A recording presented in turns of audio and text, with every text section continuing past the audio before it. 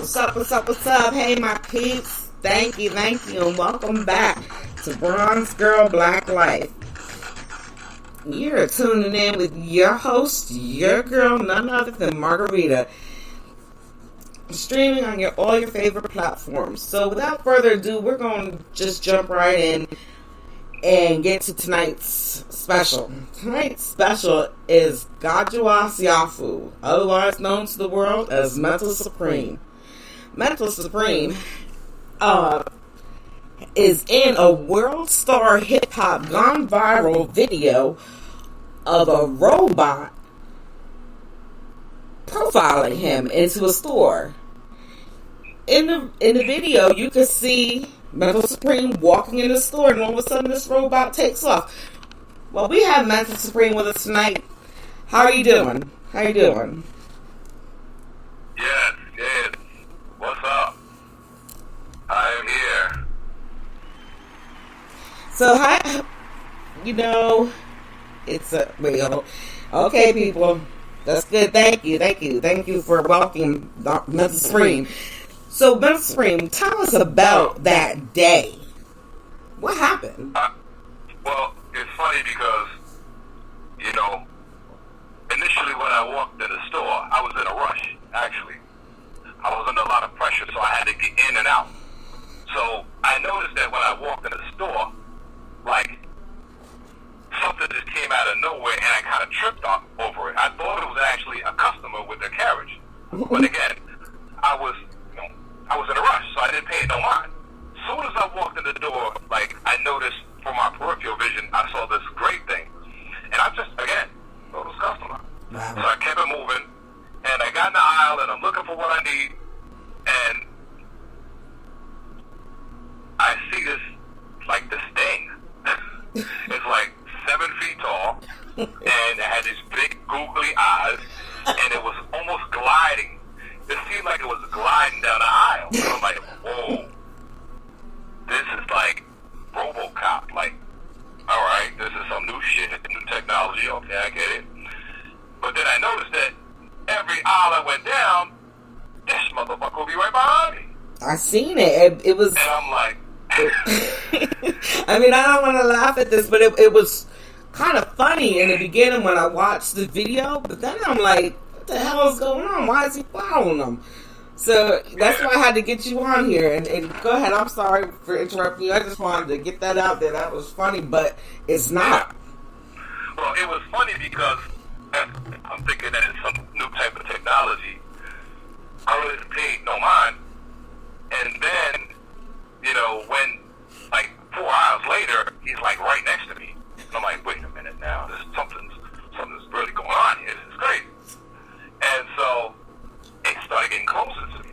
So at that point, I whipped out my phone and I said, you know what? It's still a joke. Let me just play this off. So I pull out my phone and I start recording. And then I realized that it was actually being manned by somebody else.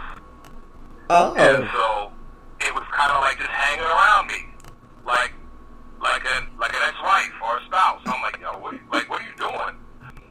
And then I realized the reality is they're really making sure that I don't steal anything. So how did you realize it was being manned by someone else?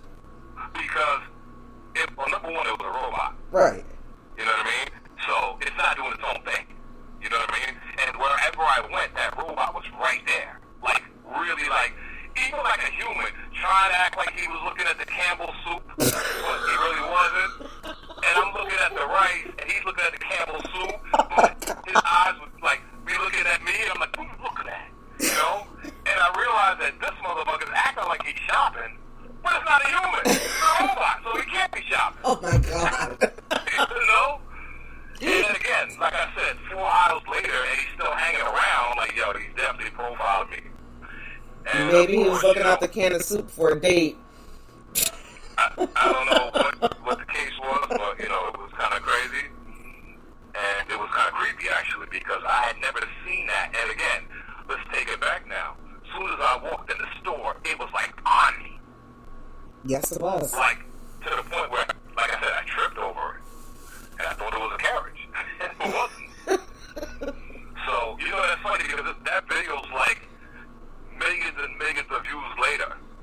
what I mean? Yeah.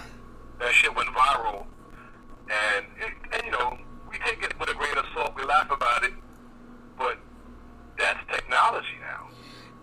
And that's what I'm saying. You know, like you're saying it was manned by somebody else, but can you believe that maybe it was programmed? You know, it's a little computerized brain to program like, okay, you see this color or you see this type of thing. You know, like you was seeing some kind of movie or something. You digital shit happening in his eyesight, and then he takes off and follows you because it's something that he was programmed to do. Well, you know what? You know, again, I'm not a computer programmer, so that's a real stretch to say now that it's programmed according to melanin or carbon. Like that's a big stretch. I mean, but I think I more so lean to the fact that it's being manned by somebody and maybe in the back offices. And it's just started speaking different languages.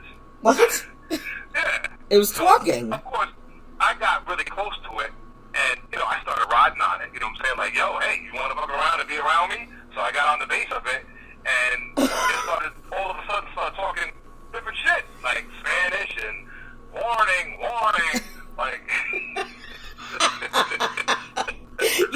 You mean to tell me you got on the platform of the robot? At that point, I was just kind of fucking around, just trying to, like, you know what I'm saying? Like a kid riding on a vacuum cleaner. And it didn't like it. It didn't like it. Warning. Recalibration. You know. At this point, was anything else in the store odd? Was anybody else, like, creeping around, or it was just the robot? You know, I kind of thought it was somebody.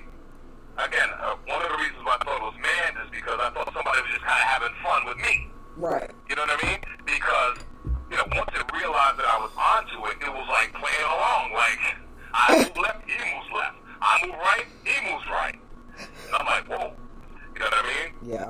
So I asked an employee, I said, hey, what's going on here? Like, this is new, I've never seen this. And the employee said, oh, well, that's just there to make sure if there's spills in an aisle, that it cleans it up. But I didn't see no motherfucking mop or a room. I didn't see none of that. I'm like, well, where's the mop? Where's the thing that says slippery floor, wet floor? There's none of that. This motherfucker was operating independently, like RoboCop. Wow. I think at that point I would have been like, well, spill something. Let me see it work. Yeah, well, you know what? You know, it was fun and games to me, you know. And, you know, but then I thought about it later on, you know, weeks later, I'm like, hey, you know, this is what I encountered. And I'm like, wait a minute, is this technology going wrong? Like, I can see where people, and at some point I was really offended. I was like, hey, man, because people are looking at me. I'm starting to look like, you know, the guy with the mustard on his shirt. I'm like, hey, why are you looking at me? You know, you got mustard on your shirt. Oh, you got a robot on your back. You know, he's following you, and you only. Yeah. You know, and this is in a predominantly white neighborhood. Yeah. So that's when I started feeling a little self-conscious. Like, these motherfuckers are looking at me like, yo, you got a robot on your back. We don't. Yeah. So when you looked around, was there other, I mean, you said you was in a predominantly white neighborhood, so was there other people of color in the store, or you just didn't look around and notice? I mean, I'm sorry, you said were there other people what? Of color? You know, was there other black people, Spanish people, Latinos, anything? You know, one of the worker that told me it's just for spills and stuff like that, she was black. You know, but she was also telling me how it's kind of creepy because late at night, as she's stocking the shelves and everything, guess what? It's following her around the aisle too. Oh, shit. At least that's what she told me.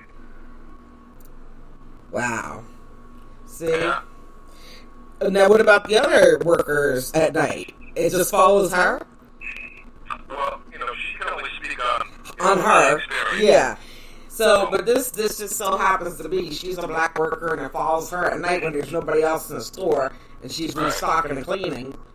And I'm sure there's at least a couple other people in there helping. Sure. And then again. Yeah, and the hundreds of people who come in through that door. I mean, where was the store located? The store was located in on Long Island, in a town called Medford. Now, how many people would you say come in and out of the store a day? Thousands, has to be thousands. Thousands. You know. And that robot just took to following you. Yeah, you know, and even in the comment section, a lot of people have said, oh, it's not singling you out. They're just, looking for stills. A lot of people added in, workers that were from this particular store. This store was called a Stop. It was in the Stop and Shop. Yeah. So. But again, I took it with a grain of salt. But they even had, of course, they had this robo dog in Manhattan. Oh. It was a dog that they sent in, like when there's hostage situations or when you have somebody armed.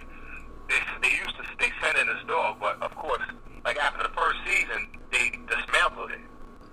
It was called Robo Dog or Police Dog or something like that. I remember seeing something like that. Yeah, it's kind of creepy. Right. Like So devil dog. Not a devil dog cake, but a devil dog. Right. So they dismantled that thing and they stopped using it.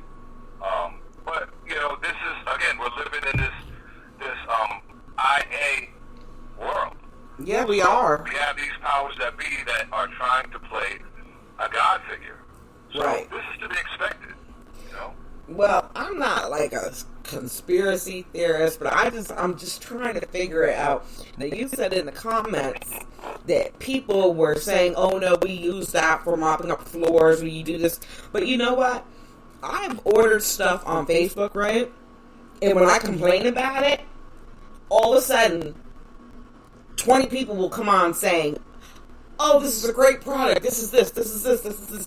So I realized at that time, it's the company overviewing the comments and then sending other stuff out to take other customers or, away from looking at what you wrote. Just like Facebook and YouTube. If you mention the vaccine. Yeah, the Vaseline, your shit gets taken down.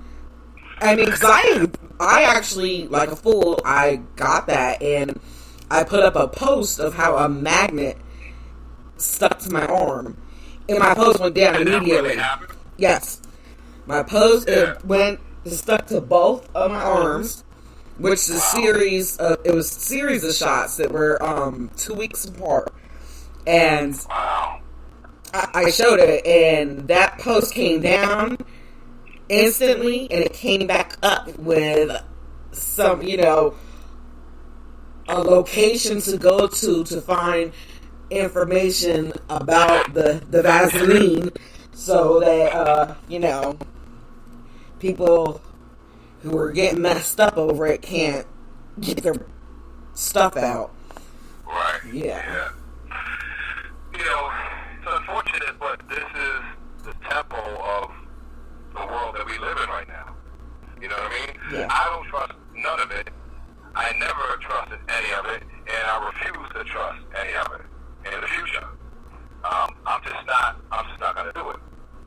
I know better. You know what I mean? So, a lot of celebrities and a lot of stars are saying, well, look, I'm not going to tell nobody what to do with their life. I'm just going to remain neutral, but I'm here to tell you that if anybody can hear me, and, I'm not afraid, I'm going to say don't do it. Right. Don't do it. Don't fool yourself. Don't play around with this beast, this devil. You know what I'm saying? Because when you dance with the devil, don't be surprised if you get crushed feet. If your feet stepped on. Right. So, but again, we have to have men and women who are, we have to have men or women who can stand up and defend their position boldly and unapologetically and say, listen, don't do it. Exactly. There's nothing wrong with the physical body or your gene, your DNA right now. Right. Right, absolutely. And we're just, anybody who does gets shut down. You don't hear it. It's not coming out. The only thing that comes out is on TikTok because TikTok is run by a different country. Right. I mean, yeah, I just find it also crazy with everything going on. You know, Your Robot, the Vaseline, TikTok's got all this stuff out. And then, what was this last week that all the social media platforms in America went down for 6 hours straight? And then we get Mark Zuckerberg on YouTube Live. And all he was talking about was, I meant to watch it again, but I didn't. But I just can't understand why he was throwing out civil rights history and black history. You know, what does that got to do with anything? There's a lot of black talk, a lot of brown talk, a lot of brown talk in that. But one thing I found interesting that, you know, right before that went down, I forget her name.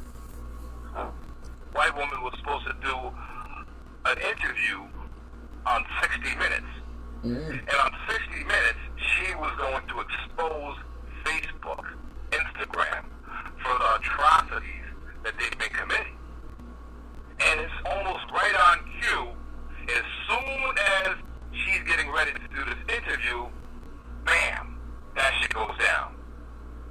So I haven't really had enough time to wrap my head around it to find out what the marriage is between the two. Maybe that's a red herring. Maybe they're using that to throw us off as well.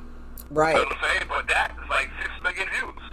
That interview. Yeah. That interview that was scheduled to go down right before Mark Zuckerberg made his little speech. You know? Yeah. But here's the thing, right? Here's the thing. I urge everybody, try to start your own platforms. Get your own, whatever is needed to start your own platform, do that. Stop relying on the enemy to help you with shit. You know what I mean? With your satellite, your networks, whatever. Try to invest, get together and invest, and establish your own thing so that it can't be taken down. Yeah, but then you gotta go with the FCC regulations and all that stuff. If you ask me, that's the only way to solve your problem. Yeah. Is to separate from those who wish to do you harm. You know? You're absolutely right, and this is why I started this podcast. For one, I wanted to bring it out to everyone, not just black people, but all people of color, because the white people are the one, you know, the white supremacists, and they're the ones who put it in us to hate on each other. And so now we're hating on each other, and we can't get together to actually make something work and have things, you know, become something. I mean, because you could stand out on the street, protest all day, you're just going to do nothing but make yourself tired. What happens after that? Nothing. You go home. And nothing changes. You know what? In regards to that, I think we're past the days of, you know, white folks this, white folks that. I think that once you do a critical analysis of history, and you see what was done to black and brown peoples, the original inhabitants of the world, you see that, and then, okay, cool. And then once you know that, you start to move in a different direction. I think a lot of people, the problem is a lot of people haven't thoroughly examined history. That's exactly right. I have thoroughly examined history. Yes. So I know it's not all about blaming white folks for the problems and the conditions that we're in today. So now I take full responsibility for everything that I do, everything that I say, everything that I eat, for everything that comes out of my mouth, or whatever. You know what I mean? Right. So that puts us in a position of power, if you ask me. Yes, it does. It does. And, you know, I've watched a lot of your stuff on YouTube, but then when I realized that video was of you, I was like, yeah, I gotta get this guy, you know, because he knows his stuff, and, you know, and I wanted a very informative person to come out here on this podcast and know what to say and what to tell everybody, and we gotta be accountable for our actions, but we have to know the history of what's happened to us in order to properly act, Right. Accordingly. And you want to know something? Let me just say this. When you go back and examine that history, oh man, it's painful. It is. It's hard. See, a lot of people think that they have a thorough understanding of the Black Holocaust, but they really don't.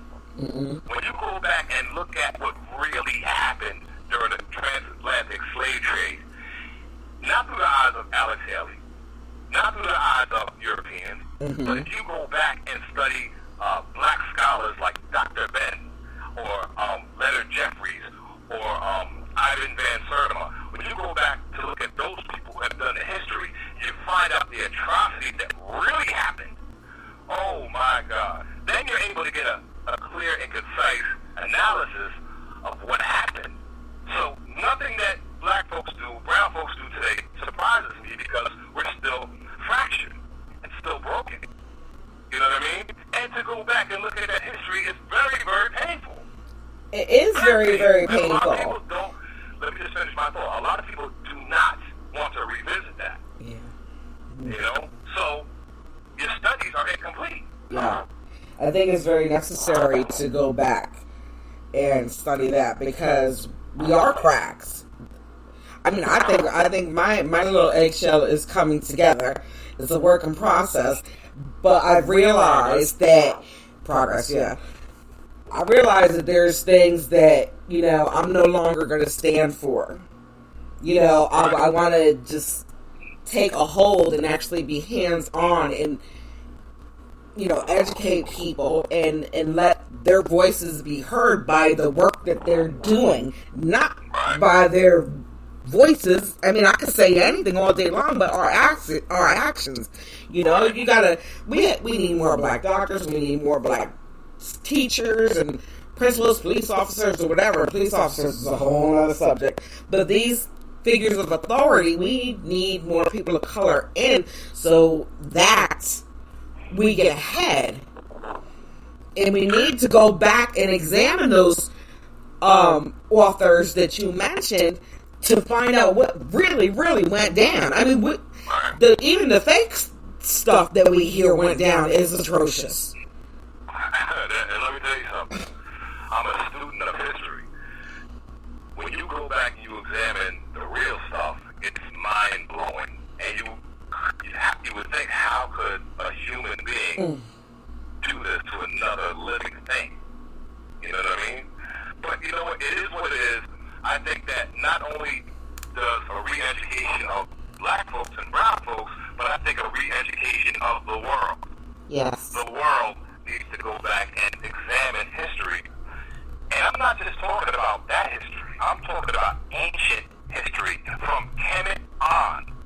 Because, once you examine history, once you examine history in its totality, you have a thorough respect for the fathers and mothers of history. So that's when the world will begin to look at you differently. But I think that ultimately it all begins with you as an individual. This big collective, this big kumbaya, this big, hold hands and we shall overcome, this big prayer or, you're not going to get out of it that way. You can't motherfucking sing kumbaya out of this one. You can't namaste your way out of this one. No. So you have to actually go back and do the work. This is what I'm trying to put out there. We got to rescue ourselves. Self. You know what I mean? No one's going to help you or deliver you from any evil until you help yourself. Right. And it's funny because a lot of people of the Bible, they chastise me, they criticize me, but do you know that there's at least 3,000 versions of this thing called the Bible? Yeah, actually. At least 3,000 versions. So now, who got the right version? I don't know. In every motherfucking version. Right. And what I say to that, just real quickly, is I am a believer in God. But I think that every religion is. It's just who they call it. And then, but I'm not religious in a way where I'm going to church and I'm doing this, that, and the other, and listening to somebody feed me some fake stuff I'm trying to be spiritual within myself and within my God that's in the universe. And then, but I know that here on earth is a whole nother story. It's a whole nother story here on earth in this America. This America is not one nation under God. It is a white supremacist place, and they're still trying to take, and they're more scared of us than ever. It's just everything that I was seeing, that my mother or my grandmother told me about, and I'm starting to see that stuff come back to these days. That's scary, and we're just sitting back? What the fuck? No, we gotta do something. That's right. Can you hear me okay? Yes, can hear you great. And we don't want to go too deep off into that because, again, I'm not chastising. Yeah, no, exactly. That's of religion or spirituality or any of that. Right, and I got off that. Yeah. Let me just finish my thought. So, the one thing is this, right? This thing called the Bible, it was introduced to you. Yeah. Less than 600 years ago. Right? Less than 600 years ago, it was introduced to you. Black and brown people. Right? Yeah. Have been on this planet for 75 million years or so. Mm-hmm. So the point is, and I tell everybody, go back and examine things from a root perspective. I'm talking about 10,000 years ago. Let alone, 1,000 years ago. Hold on one second. So what was really there? What was in place beforehand? Tell me. Well, I will say this. In the beginning, there was science. And it was African science built off of African spirituality.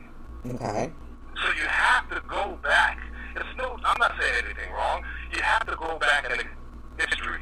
And you know that everything in the world started in Africa, went from Africa to India, to Asia, to Europe, to the Americas. Right. Those are facts. Yeah, those are facts, yeah. So you want to get as closely to the root as possible to get the right information. As closely to Africa.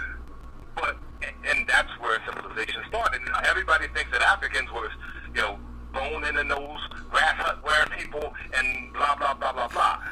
Booga booga in the jungle. That was when they were introduced. There's a period in time when they were being introduced to, when they was dealing with the colonizers, the Europeans. But again, when we examine history and we find out that Africa, ancient Africa, they didn't eat meat. There was no beans to eat because a lot of it came from Europe. There was no dairy. All of those things came from Europe. So one of the things you have to ask yourself is, before the Africans were brought over here, right? Yeah. What were they eating? What did they eat? I would think. Because during the slave trade, the food that the Africans ate wasn't brought over here. We ate alkaline plant life. We had a plant-based diet. And that is critical to all things.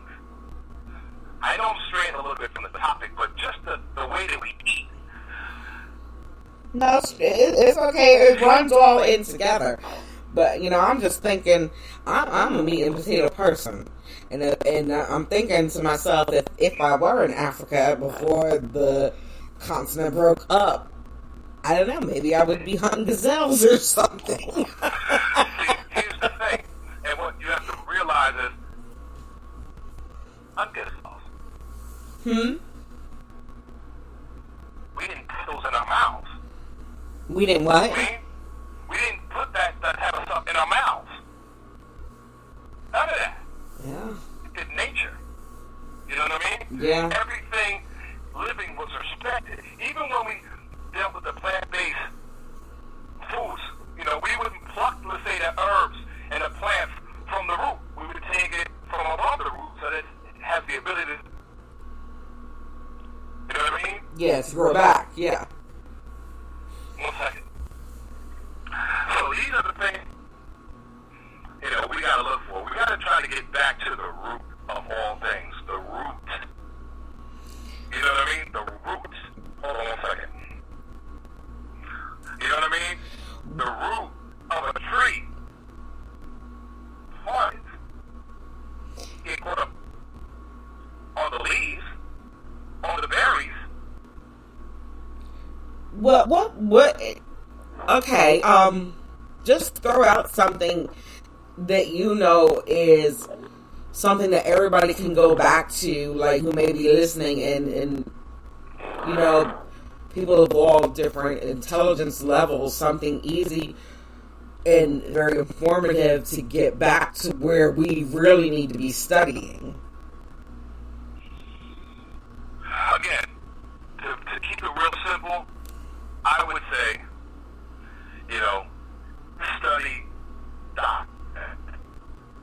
study the Honorable Dr. Sadie. Dr. Sadie, yeah. Leonard Jeffries. Because you have to go back to people that have dedicated their lives to being in research. Study Ivan Van Sertima. You want to know about how the Americas were established? You gotta look up Ivan Van Sertima. Go on YouTube. Put it in their videos. Now, a lot of their videos have been taken down. Yeah, I know. But, there's a plethora of information out there for anyone that seeks it. But I want I want my listeners to seek it. I want them to seek it and plant it and know it and work it and do what they got to do with it. Right, because once you know where you came from, once you know where the world's history came from, you start to walk different. You start to talk different. Right. You start to move differently in this free world. You know what I mean? You're right. And I think that everybody needs, you really need to do yourself that service. Having a complete, thorough knowledge of self, unlike something that somebody's told you. You know what I mean? Right.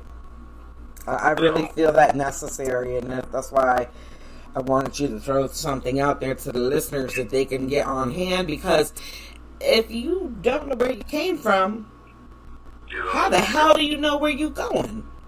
Right. You're not going to find where you're going to. And that's the problem. We're not meant to find out where we're going to. We're being stopped or being held back from that. Like today. Do you know what today is? Today is Columbus Day.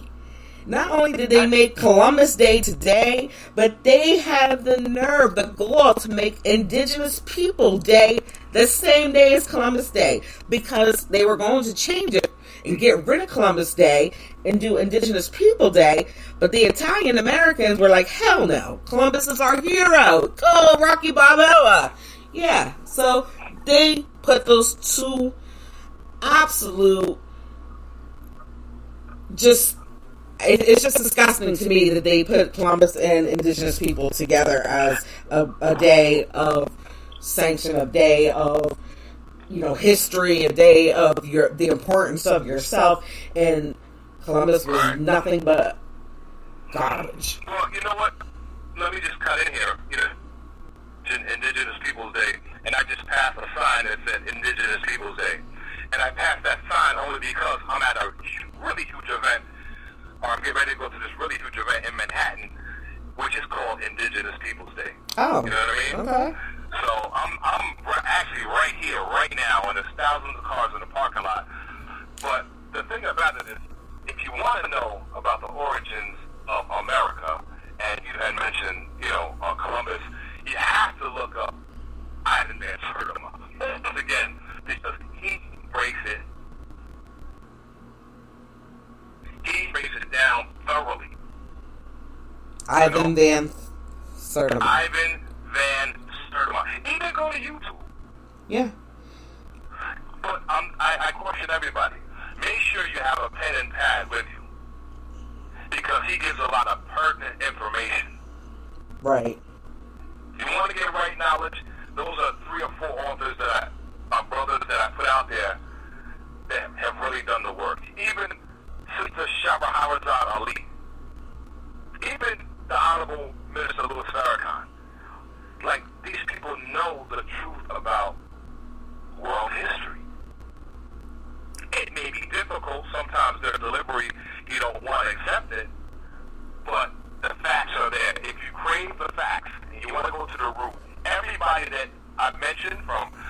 Kevin Van Sertima to the Honorable Shahrazad Ali, to Dr. Sadie, to Dr. Ben, to Leonard Jeffries.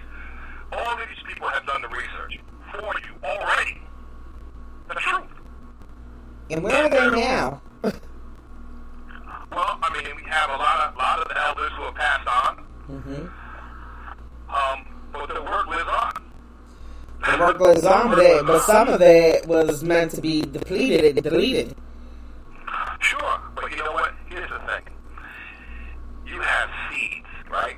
Mm-hmm. You could bury a motherfucking seed, which history has tried to do with a lot of original people, but they forgot that, look, we're seeds. You cover us up with dirt, you try to bury us, but seeds grow.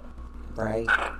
Seeds grow. They thrive in the soil. And then they make trees and root system and trees and leaves. And then now you have another person like myself who's put in the work to study history. Now I'm giving you information. So the truth can never be buried in actuality. You feel me? Yes, I did. Nature, and I learned this in that movie Jurassic Park. Nature will always find a way. Yes. What's natural will always find a way. Hey, God, I gotta go. Well, that, Master Supreme, I thank you, and it's been great. Oh my God, listen to the audience. It's been great listening to you, and you're very informative, and I just want my people to know, and you are, like, right now, the best one that I can come to, and I thank you for your time, and it's just been great, and I hope to speak to you again. Also, guys, I own an alkaline herb shop, so we specialize in very, different healing modalities, but we specialize in alkaline herbs, healing herbs, and you can find us on Instagram at healingnature_Port Jefferson. To visit the shop is beautiful. Yes, it is. Come on down. Again, that's healingnature_Port Jefferson. Please follow us.